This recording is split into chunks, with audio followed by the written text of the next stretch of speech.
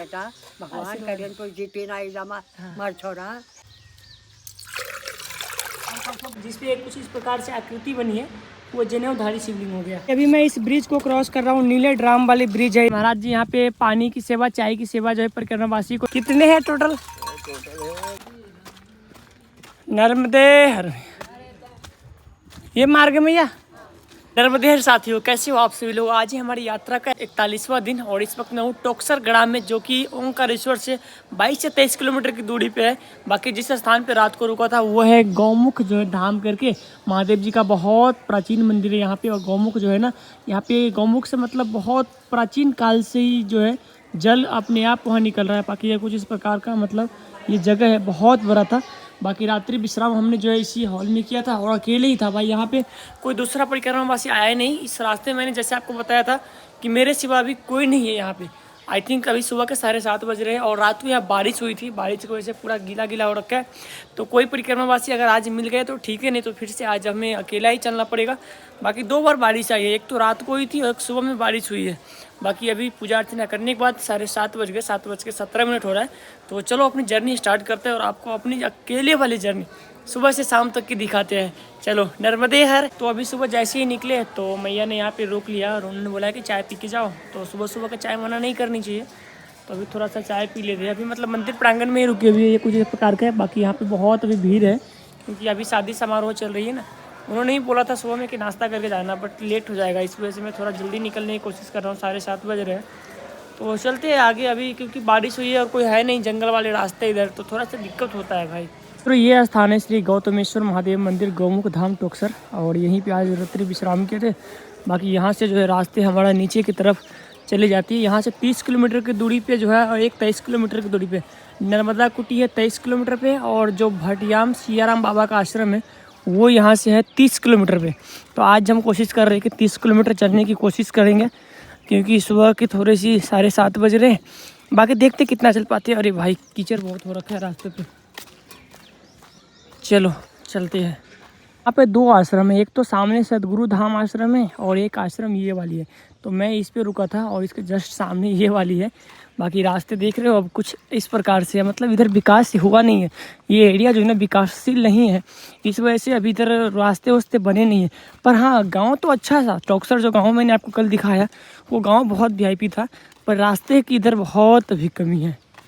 देख रहे हो यहाँ पे क्या लिखा है, आप पढ़ सकते हो, ओम नर्मदे हर। रास्ते की स्थिति देख रहे हो, एक तो पहले से ही ये रास्ते खराब है, दूसरी बारिश होने के बाद रास्ते की और कचुम्बर निकल गया भाई।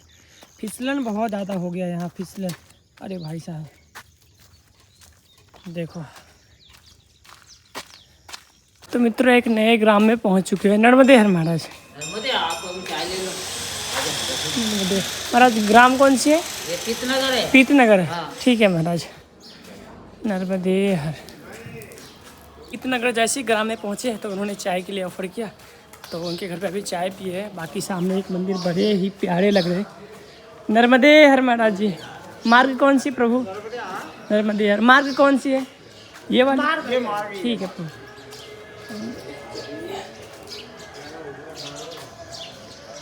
तो ये वाली मार्ग है ग्राम का। बड़े फिसलन है यार यहाँ तो जितना प्यारा गांव है उतने प्यारे यहाँ के लोग हैं, बहुत सेवा करते हैं। अन्य क्षेत्र हनुमान मंदिर। मैया परिक्रमा मार्ग कौन सी है? ये वाली है? ठीक है नर्मदे हर। तो ये वाली मार्ग है। अब जाकर सूर्य देवता प्रकट हो गए हैं जी। मैं जी ठीक है भैया, ठीक जी जी। तो वो रास्ता के लिए बता रही है कि मंदिर आएगी आके, उस मंदिर से इधर उधर घूम घूम के जाना है। ऐसे हर जगह जगह पे गली वाले रास्ते हैं ना छोटे छोटे, तो उन्होंने लिख डाला है नर्मदा परिक्रमा मार्ग इधर है उधर है, पर कहीं कहीं समझ नहीं आता रहता है। नर्मदे हर भैया, ये देखो यहाँ लिखे हैं, और ये रास्ते छोटे से। नर्मदे हर। ये मार्ग में या? अच्छा अच्छा, बहुत ऊंचाई पे है नर्मदे हर। नीचे ढलान देखो कितनी हैवी है। एक छोटे से गांव में 3-3 4-4 मंदिर है और वो भी अच्छे खासे बड़े बड़े। नर्मदे हर, नर्मदे हर महाराज। ये मंदिर कौन सी है? हनुमान जी का। ठीक है, नर्मदे हर। तो मित्रों अभी सुबह की 8:20 हो गया है। फिलहाल से वहाँ से करीब 5 से 6 किलोमीटर की दूरी हमने तय कर लिया सुबह से। और यहाँ पे एक चीज़ मैंने देखा है कि लोग सुबह सुबह पता नहीं चाय नाश्ता करते या नहीं करते, पर बकरी को लेकर के, और 1-2 बकरी नहीं, 50, 60, 100 बकरियाँ लेकर के 2-3 लोग रहेंगे और सुबह सुबह चल देते हैं भाई चराने के लिए खेतों में। अभी 3-4 जगह पर मैंने ऐसे देखा, तो मेरे ख्याल में आया तो सोचा आपको बताता हूँ। इतनी दिन बकरियाँ मैं इधर ही देख रहा हूँ, बाकी जगहों पे इतना नहीं देखता हूँ। अब जैसे अपने लोगों को इधर होता है 1, 2, 3, 4, ज़्यादा 10 बकरियाँ पालते हैं, है ना। इधर 100 बकरियाँ एक साथ भाई पाल लेते हैं। बाकी मौसम देख रहे हो, नर्मदे हर, कितने अच्छे लग रहे हैं भाई। ग्रीन ग्रीन सा खेत लगे है चारों साइड से, और आपको सूर्य देव तो प्रकट हो गए दिख रही होगी। बाकी चलो, अब मुझे अकेला में आनंद आने लगा, सच बता रहा हूँ। कल तक तो अकेला अच्छा नहीं लग रहा था, लेकिन अब अकेला ही अच्छा लग रहा है। मैं सोच ही रहा था कि चल भाई अकेले ही चलेंगे। अकेला में ये होता है ना भाई कि आपके पास अनुभव ज़्यादा हो पाता है, आप लोगों से कनेक्ट हो पाते हैं, एक दूसरे के ऊपर निर्भर नहीं होते हैं। तो आपको खुद चीज़ जो है ना, हर एक चीज़ को खुद ब खुद करना पड़ता है। कहीं अगर रास्ता भी ढूंढना है, कुछ पूछना है, तो वो खुद देखना पड़ता है। इससे आपको नॉलेज बढ़ती है और आपका एक्सपीरियंस बढ़ता है। तो मैं कोशिश करता हूँ इसीलिए कि अकेला चलूँ, पर होता यही कि रास्ते में कोई ना कोई साथ मिल जाता है। पर इस रास्ते में एक लोगों का साथ होना ज़रूरी है, ताकि हो सके कभी ज़रूरत पड़े तो आपकी सहायता कर सके। क्योंकि इन जंगलों में ऐसे खाली खाली जगहों पे कुछ हो जाए तो समझ रहे हो बहुत दिक्कत हो जाती है। और गांव भी छोटी छोटी मिलती है दूर दूर पे, कहीं कहीं 3-3, 4-4 किलोमीटर पे रहती है। इन केस ऑफ इमरजेंसी ऐसा कह सकते हैं कि आपके पास एक आदमी का होना ज़रूरी है बस। सभी बकरियां है ना महाराज जी? हाँ। कितने हैं टोटल?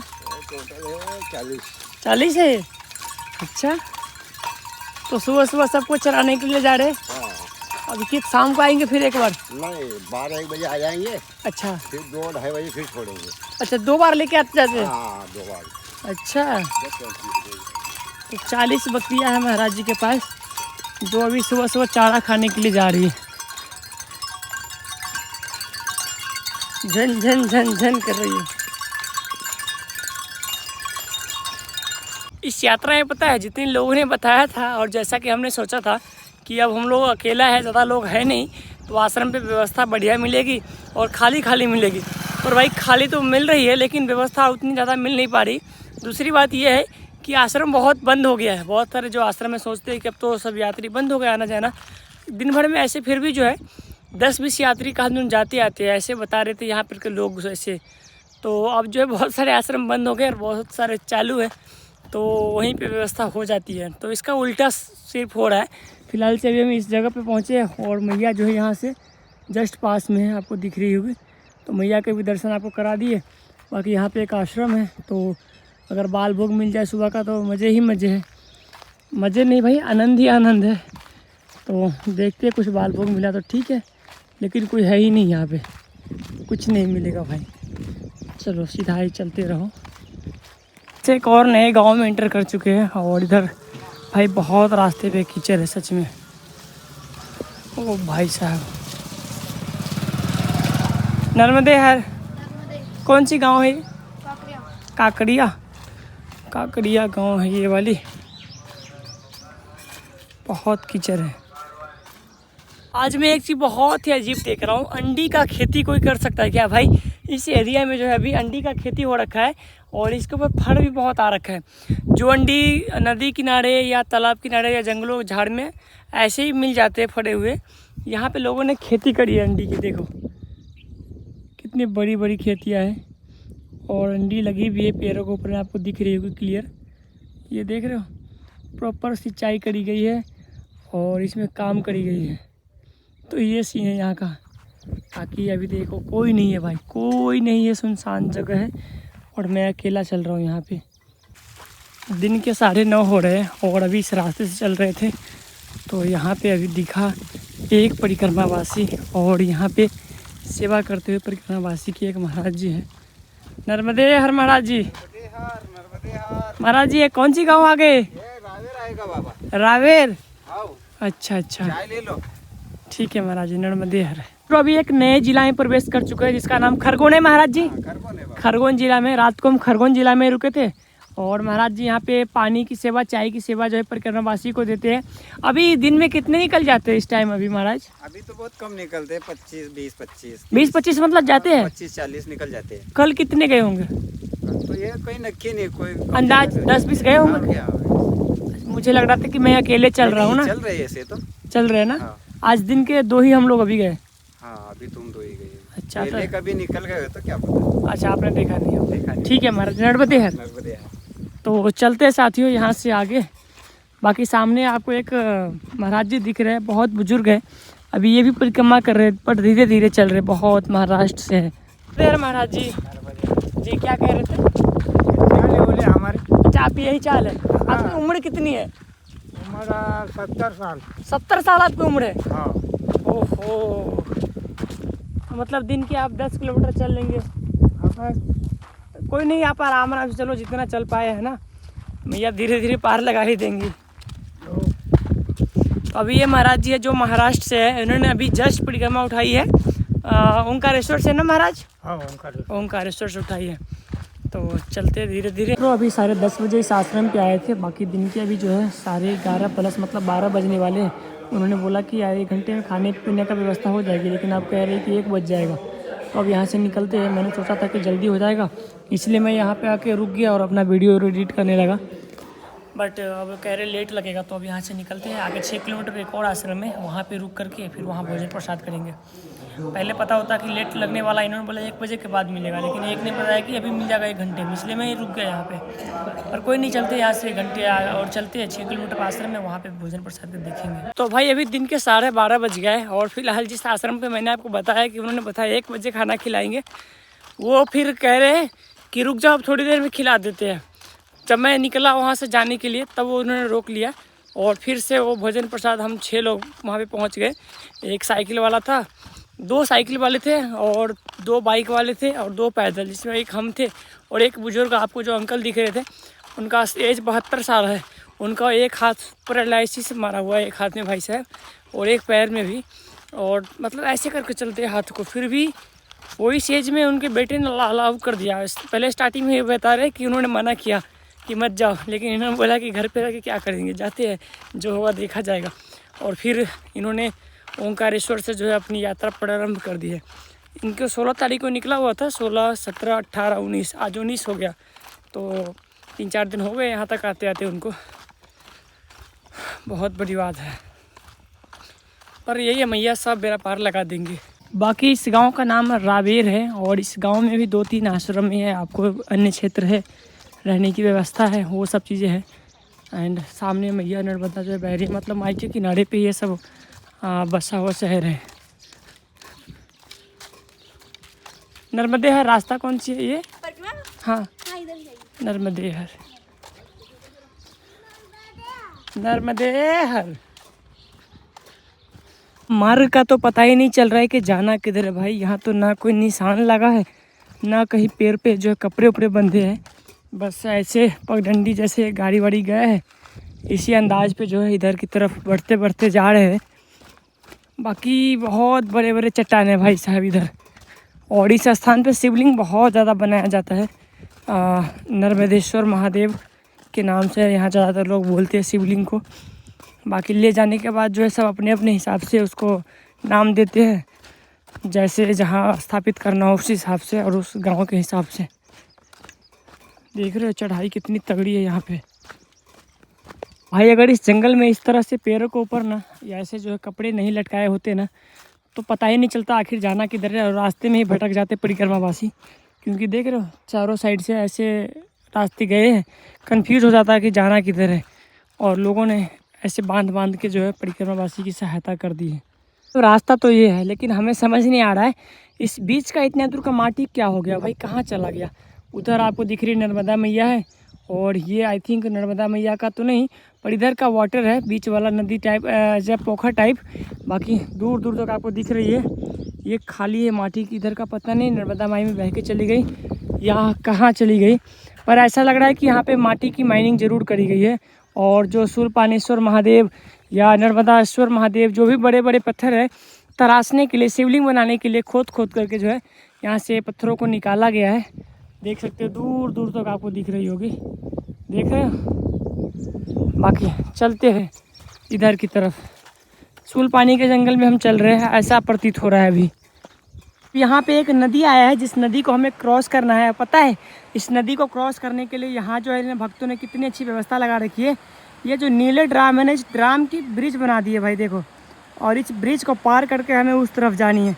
कितनी अच्छी यूनिक बात है ना भाई, जहाँ एक तरफ नीले ड्राम को लेकर के लोगों के अंदर कैसी कैसी अफवाहें हैं, पता नहीं क्या क्या हरकतें जो है करते हैं इनके साथ, लेकिन एक ड्रम के पुल बना करके जो है यहाँ के श्रद्धालुओं ने, यहाँ के लोगों ने, जो परिक्रमावासी उनके लिए कितनी ज़्यादा हेल्प कर दी। और एक गांव से दूसरे गांव जाने के लिए कुछ इस प्रकार से ब्रिजेज बना दिए। देखो कितना यूनिक लग रहा है भाई।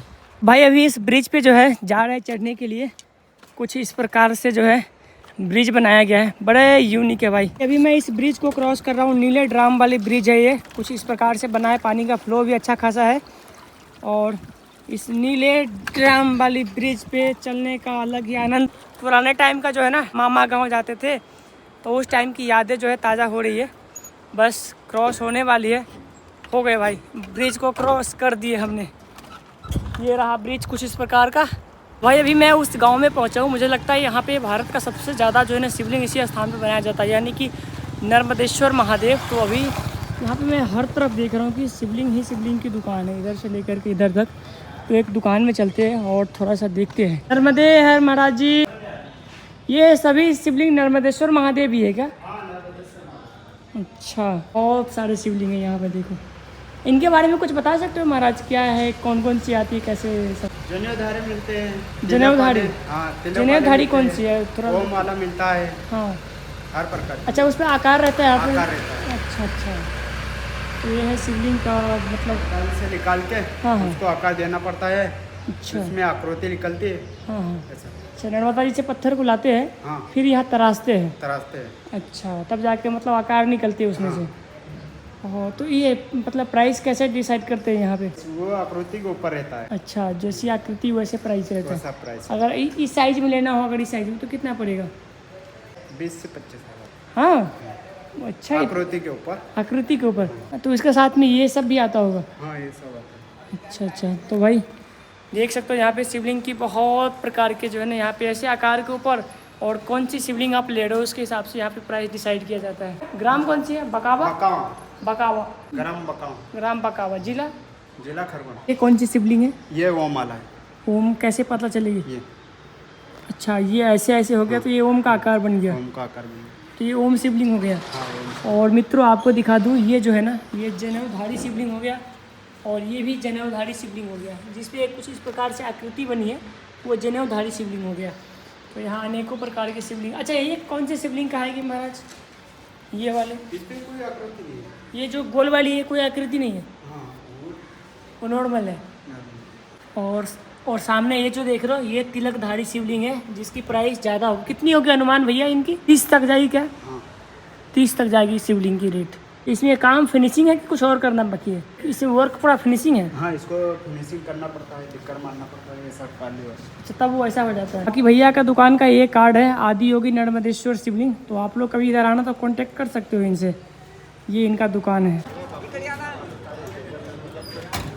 तो पीछे जो आपको गांव दिख रही है, ये पूरा बकावा गांव रह गया, जहाँ पे शिवलिंग सबसे ज़्यादा मिल रही थी भाई। इतने सारे दुकान था, इतने सारा दुकान था कि क्या है बताऊँ। और ये गांव बहुत डेवलप था भाई साहब। इस गांव के बीच में एक मंदिर था, जो राम जी का इतना प्यारा, इतना बड़ा मंदिर था, क्या बताओ भाई, सच में दिल खुश हो गया। बाकी जब जहाँ तक गांव था वहाँ तक रास्ते देख रहे हो बनी हुई है, और जैसे गांव ख़त्म रास्ते भी ख़त्म, मतलब क्या ही रोड आ गया देख लो। अब यहाँ से 3 किलोमीटर अब जो है कुछ नहीं मिलेगा। 3 किलोमीटर बाद एक गाँव आएगा बकावा के बाद, और उस गाँव में एक ही आश्रम है जहाँ पे रहने की व्यवस्था है। और उसके बाद सीधा आपको 7 किलोमीटर जाना पड़ेगा वहाँ तक, जहाँ पे सियाराम बाबा का आश्रम है। भंडारा क्या बोलते हैं यार, कुछ ऐसी जगह का नाम है याद नहीं आ रहा है, वहाँ पे जाना है। एक साथ शायद आपने इतने सारे केले का बागान नहीं देखा होगा, बागान तो देखा होगा पर केले नहीं देखा होगा। आपको जितनी भी पेड़ देख रही है ना यहाँ पे सारे के सारे पेड़ पे जो है ना केले लगे हुए हैं।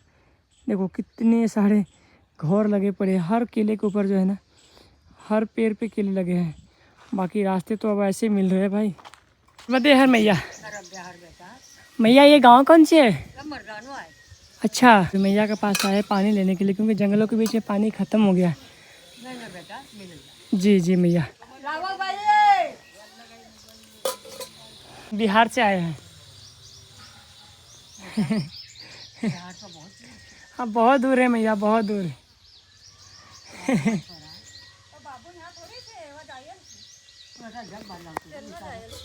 नर्मदे हर मैया।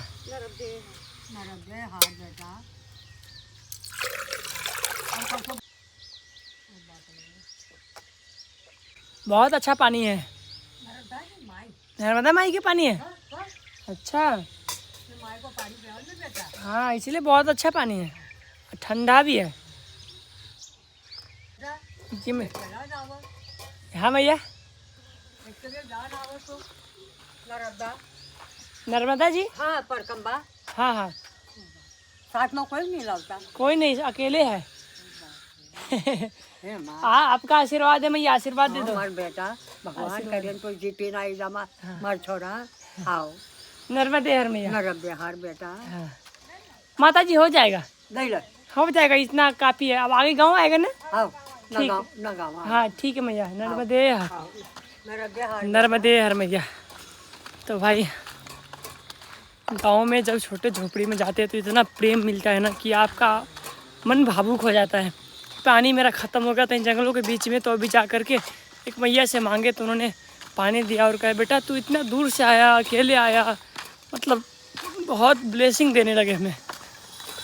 बाकी थोड़ी आगे जो है ना गाँव लगने वाली है, तो चलते हैं। शाम के 4 बज गए और अभी पहुंच गए मर्दाना विलेज में। बाकी यहाँ से जो है अभी 7 किलोमीटर की दूरी बचा हुआ है सियाराम बाबा का। बाकी फिलहाल से अभी तो ऐसा जगह है, पीछे एक गांव था, गांव को हम पार कर चुके हैं भाई। लेकिन इस गांव में नेटवर्क क्या खतरनाक चल रही है, 5G भाई बहुत बेटर। 2-3 दिनों से मतलब प्रॉपर भी नहीं चल रही है।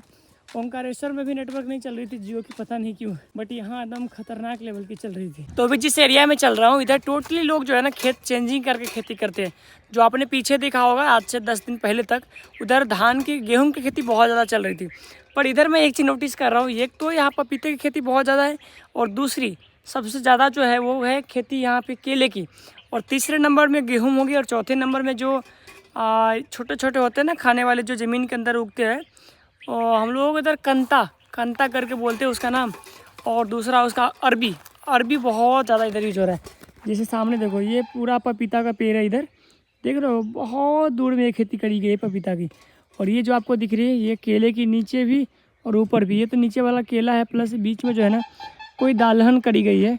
बाकी जिस एरिया से मैं चल रहा हूँ कुछ इस प्रकार का एरिया है।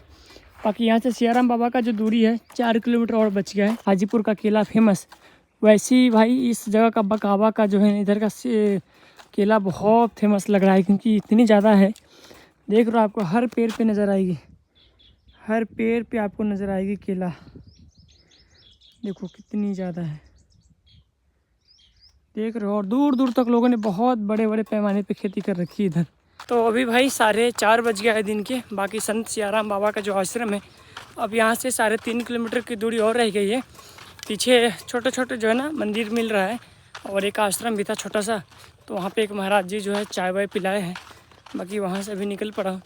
बस गर्मी कम नहीं हो रही, आज रात को बारिश हुई थी, इस कारण से आज मैंने रेस्ट नहीं लिया, आज मैं ज़्यादातर चल के आया हूँ, क्योंकि मैं अब अकेला पर गया हूँ तो सोच रहा हूँ कि जितना जल्दी खींच पाऊँ उतना जो है खींच ले, इस गर्मी से राहत मिल जाएगी। हमें इस रास्ता पे कोई क्यों नहीं मिलता भाई, मैं अकेले क्यों दर दर भटक रहा हूँ, इधर कोई भी नहीं मिल रहा है भाई, पूरा सुनसान रास्ते हैं, खेत खलिहान के सिवा कुछ नहीं है यार, कुछ नहीं है। बस मैं अकेला चल रहा हूँ इस रास्तों पे। इस बात का थोड़ा सा अफसोस भी है, खुशी भी है कि चल अकेला सही पर चल तो रहा हूँ सब भीड़ से अलग। हंसी आती है खुद पे, भगवान सब मेरे लिए ही बना रखा था। कितना 2 साल हो गए आज, 2 साल से ज़्यादा हो गए, मतलब इन धार्मिक यात्राओं में कभी मैं इस चीज़ को मानता नहीं था, लेकिन आज इस चीज़ के पीछे भाई दर दर भटक रहा हूँ मैं। कभी कभी खुद पे ऐसा लगता है कि मैं कर क्या रहा हूँ। जब दुनिया का चौंध बड़ी दुनिया जब देखता हूँ ना शहरों में वैसे, तो लगता है मैं आखिर क्या हूँ यार, क्यों कैसे ये सब कर रहा हूँ, क्यों कर रहा हूँ मैं, घर पे क्यों नहीं हूँ, बाकी के लोगों की तरह मैं जॉब क्यों नहीं कर रहा हूँ, ये सब चीज़ें। लेकिन फिर लोगों का प्यार मान सम्मान ये सब जो देखता हूँ तो लगता है ये भी एक अलग ही दुनिया है। ये इसकी आनंद ही एक अलग है, पता नहीं क्यों इसका आनंद ही अलग है और उसका आनंद ही अलग है। दोनों एक दूसरे से बहुत अलग है, बहुत अलग है। ये चीज़ मैंने महसूस किया है। बाकी यात्रा से ये चीज़ है, सीखने को ज़रूर मिला है कि समस्याएं कभी ख़त्म नहीं होगी, है ना, और ज़रूरत कभी पूरी जो है हो ही नहीं सकती। कभी ना कभी ज़रूरत ख़त्म हो ही नहीं सकती, कुछ ना कुछ आपको जो है लगी ही रहेगी। कभी आज इसकी ज़रूरत है, कभी उसकी ज़रूरत है, कभी उसकी ज़रूरत है, ये सब चीज़ें हैं। इस एरिया में भाई विकास कब पहुँचेगी पता नहीं। अभी जो है देख रहे हो, कम से कम इतना काम तो हो गया है कि रास्ते नहीं थे, पहाड़ के ऊपर से जाते आते थे, तो अब जो है दोनों साइड से ये मिट्टी जैसा पहाड़ था, इसको खोद करके बीच बीच से रास्ता निकाल दिया है। बाकी सोचो जब कीचड़ पानी का टाइम आएगा बरसात के टाइम में, तो कितना कठिन इधर के लोगों का जीवन यापन होता होगा, आना जाना कैसे होता होगा। अभी तक रोड नहीं इधर बना है। इधर गांव बहुत प्यारे प्यारे हैं, सबसे बड़ी समस्या इधर रोड की ही आती है कि रोड नहीं है इधर बना हुआ। बाकी धीरे धीरे बनेगी, है ना, जब तक लोग बहुत परेशानियां झेलते हैं इधर। देखो ऐसे रोड है अभी। तो अभी शाम के 6 बजने वाले, लेकिन 5 बजे ही हम पहुंच गए थे सियाराम बाबा के आश्रम पे। और यहाँ पे जो है रहने की व्यवस्था अपनी हो गई है। ये जो आप देख रहे हो इसके अंदर अभी रहने की सब व्यवस्था है। बाकी चलते घाट पे और उनका समाधि स्थान जो है वो उसके दर्शन करते हैं। और नीचे रहा नर्मदा मैया, नर्मदे हर महाराज। चलती है दोस्तों। राम का वनवास यंत्र है और 14 वर्ष की अवधि को मंत्र है।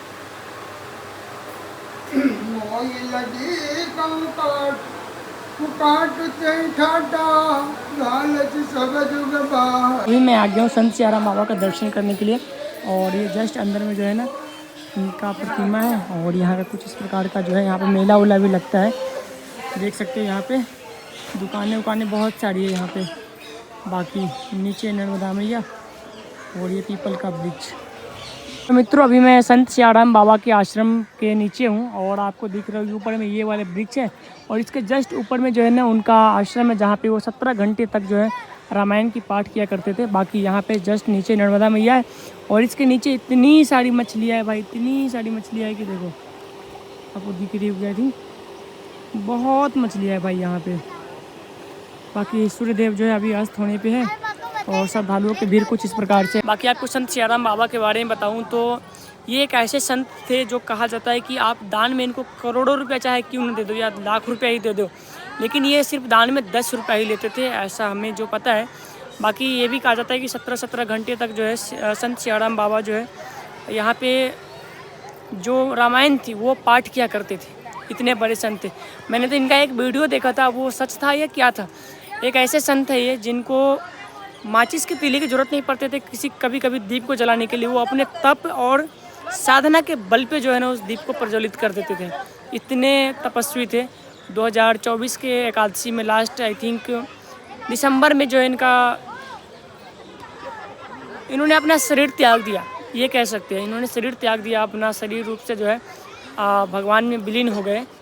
कुछ ऐसी यहाँ की जो है ना बहुत महिमा है, बहुत श्रद्धालु आते हैं यहाँ पे। और नर्मदा माई की परिक्रमा के दौरान कभी आप आते हो इस स्थान पे ज़रूर आना और दिन के दर्शन करना। बहुत लोग नहीं आते क्योंकि मेन रास्ते से थोड़ा सा अंदर है, तो लोग मेन हाईवे से निकल जाते हैं।